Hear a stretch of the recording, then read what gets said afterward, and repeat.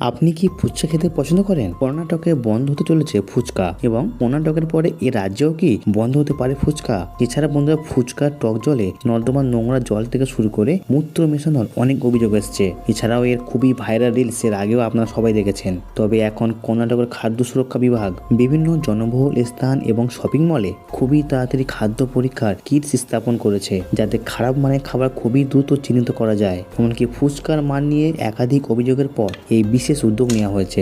বেঙ্গালুরুর বিভিন্ন স্তরে ফুচকা দোকানগুলিতে বিভিন্ন নমুনা এলোমেলোভাবে সংগ্রহ করা হচ্ছে এবং তা পরীক্ষার জন্য পাঠানো হচ্ছে। এমনকি কর্ণাটকের 200টির বেশি ফুচকা তৈরি স্থানে নমুনা সংগ্রহ করা হয়েছে, এমনকি সেগুলিকে পরীক্ষার জন্য পাঠানো হয়েছে। ফুচকার স্বাদ বাড়ানোর জন্য ইউরিয়া এমনকি হারপিকের মতো বিপজ্জনক পদার্থ এই ফুচকায় ব্যবহারের অভিযোগ উঠেছে।